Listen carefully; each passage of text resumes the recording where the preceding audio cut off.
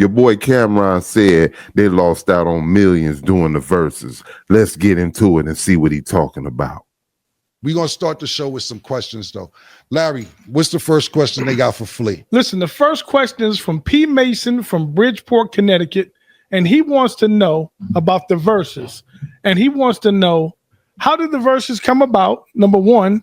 And two, how did you feel about taking a loss to the Locks?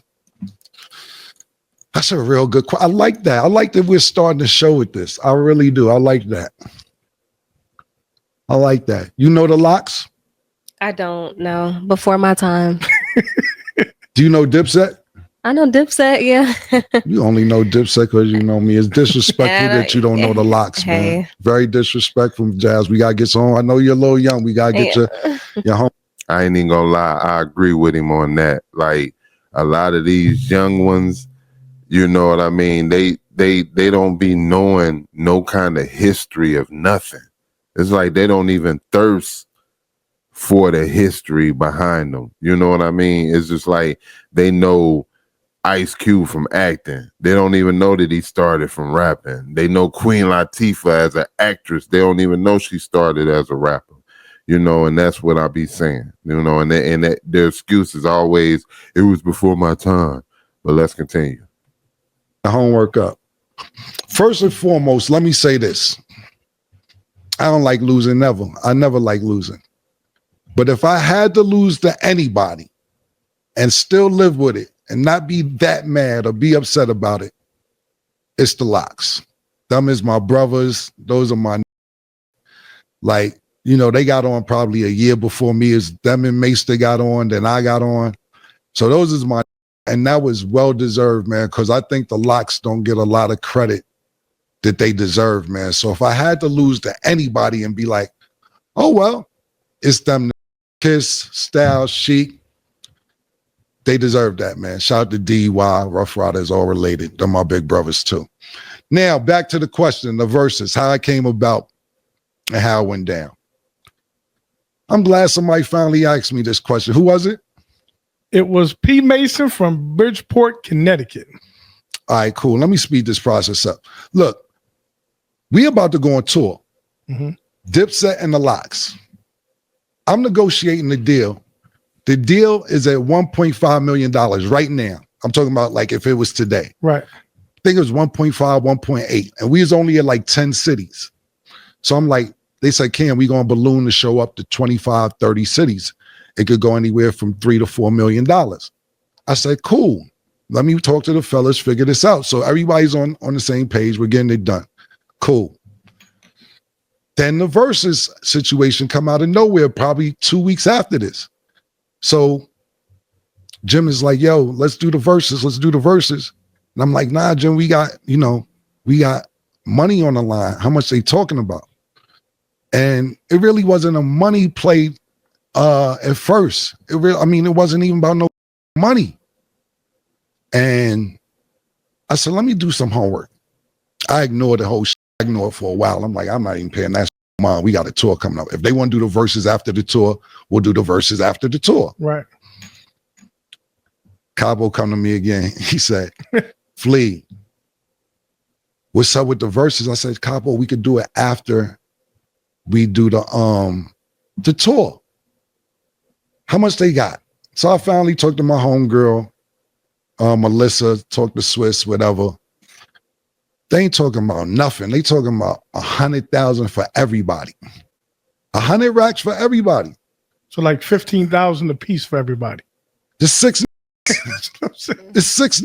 They want 100,000. I just told you I had 1.5, 1.8 on the table for the tour. Could have ballooned up to $3-4 million. Right. I say, yo, listen, Swiss, what are we doing here? Yo, that's all we got. I said, I ain't doing it, bro. I can't do it. Well, what you want? Not that. I want way more than that. So I got the number up to like 500,000, something like that. This for everybody still. Right. I'm like, nah, bro. This ain't even 100,000 for everybody. So Kiss hit me. He like, Killer, I knew you get that number up.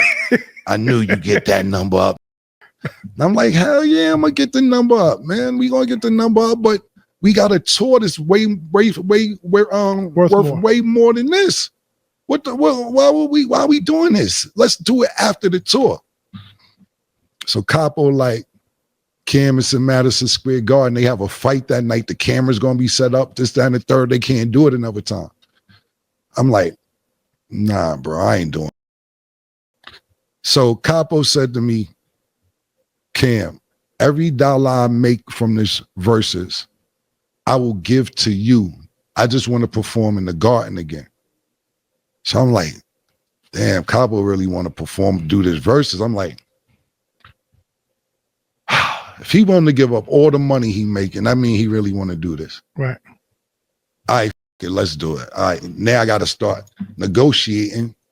Yeah, you already knew when he came and said he'd give up all his money. That was like double the fun for you. Stop. Even though I know you're going to say something like you didn't want his money, but let's be real, Camron. You was like, But let's continue. With Triller, whatever the Triller. I got to start calling them because I'm like, if this going to give up all this money, I'm not going to take Capo money, but that's how bad he wanted to do it. So I call Swiss, I call Triller people. I can't remember their name. My homegirl, Melissa, worked for them. And I ran the number up. Now, I ain't going to tell you what they got. They got more than that. I worked it out, so now they got more than that. So I'm like, now I got to start working out for me because we got a tour on the table and now they got to wait. Now, the people that's doing the tour, they don't want to do us to do the Verzuz because they feel like if people see us do the Verzuz, the tour ain't gonna sell no tickets because they already seen all the songs. Facts. So I felt them. Facts. So I said, all right, cool. Everybody was happy with what they got. I said, I'm not happy because the tour's not happening. I need 25% of the door. He said, all right, bet. I said, I need an additional 25% for putting this whole together because I wasn't going to do it. If my brother ain't say he was willing to give me all his money, I would have just had me and him would have just argued. But I said, this is how passionate he was to want to do it. I negotiated stock in Triller. I said, I need some of the stock money that's in Triller. You had an Al Heyman deal. Yeah, I mean, I ain't finished telling you. I said, I need some of the stock that's in Triller too. I need part of the company. They said, all right, Killer, now you wilding. I said, I'm not wilding. Matter of fact, I need 6 beats from Swiss and 6 beats from Timberland too. They said, all right, what else you want? I said, let me think. I ain't finished thinking. Let me think of what else I want. Everything I asked for, they just kept giving it to me. So I ended up getting stock and Triller, 25% of the door, another 20% for putting the deal together, the beats from Swiss, the beats from Timberland, which I didn't never use them yet because I wasn't really on a music thing the last couple of years just for fun. And the back end, if they sold out, I said some of the back end pause. So that's why I ended up doing the deal because I didn't even want to do that. And then when we got there that night, it was just pandemonium. You know, what a lot of people don't realize is this. The Lox was considered underdogs to me, which they shouldn't have been. They had music, and I think that because Dipset is so flamboyant and we got great music, we got anthems, and when we go into stadiums or clubs, people sing along. I think that people were underestimating the music that the Lox had, the features they've done over the years, the work that they put in.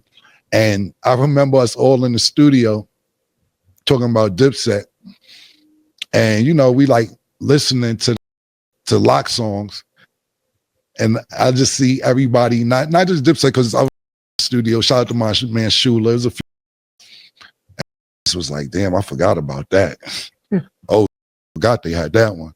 I'm just sitting there like, yeah, I guess y'all thought that Dipset didn't have no joints or something.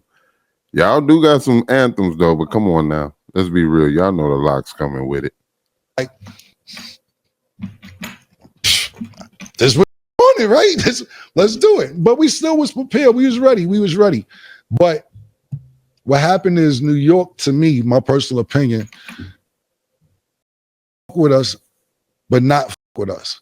And when I say that is that we've been rocking for such a long time, is that it ain't necessarily that niggas with Dipset, they got to deal with it because we workaholics. We gonna keep putting music out. We gonna keep being in your face. We gonna keep styling on you. We gonna keep making music, not just music being fly, talking shit, etc.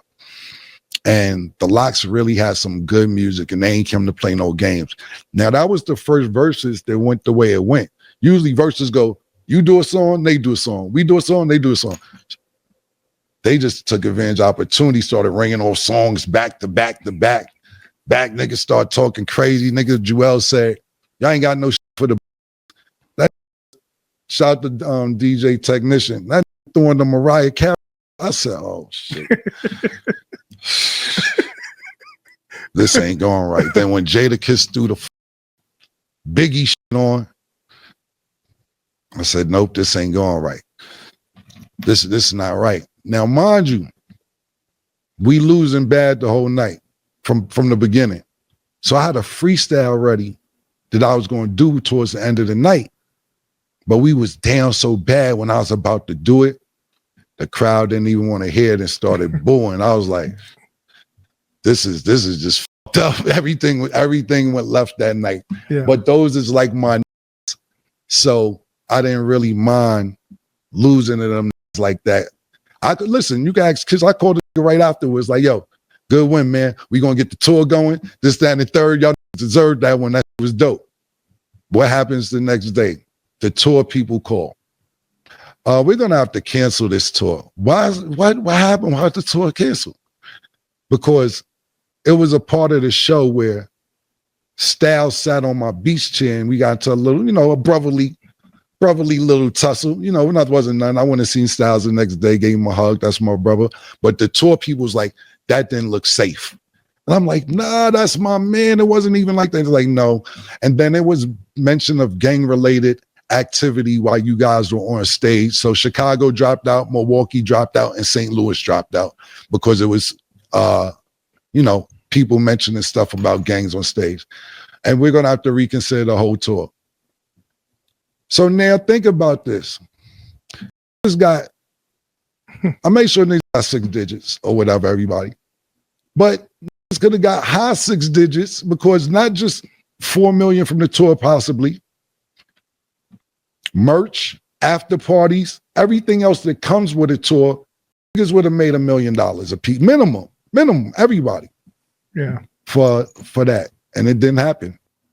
Now, Jadakiss probably went on his own tour by himself and racked the fuck up. And it's well deserved because, like I said, those are my brothers, and I feel that they don't get the recognition that they're supposed to get. So right. That's how the whole Verzuz situation went. I didn't want to do it. We had money. Not saying I only did it after the tour. Did it before the tour. Fucked the tour money up. And he's got shorties. That's my opinion on it. But shout out to the Lock. Shout out to my brothers. On the set, we put on a great performance that night, even though we was on the losing end of it. But it was dope for New York City. And you heard it from the horse's mouth itself. Now, here's my thoughts, and I say this with fair use. That was one of the hottest Verzuz battles at the time. That's when we was going through the pandemic, not the epidemic. The pandemic, everybody on lockdown in the house, so to see those verses was very entertaining. I almost feel like they verses came towards when things are starting to loosen up and let up a little bit, so I think that was one of the better verses, and to be able and to hear that they lost out on that much money. I would have wanted to do the tour and did the verses after. So he had the right mindset. Cam is a hustler all day long. But how do y'all feel about it, man? Who do you really think won that? We know who washed it, but washed, and when I say washed, I mean washed. They got washed. We know who got washed, but I just want to know from y'all, who do you really think won that? Dipset or the Locks? Leave it in the comment section. This your boy Kaotic One. This is the KMHP TV YouTube channel, and I just reacted to Camron talking about losing millions behind the verses between the Locks. Until the next video, hit that subscribe button, hit the notification bell, make sure it light up so you be notified when I drop that heat on you. You feel what I'm saying? Until the next video, I'ma holla at y'all. Peace.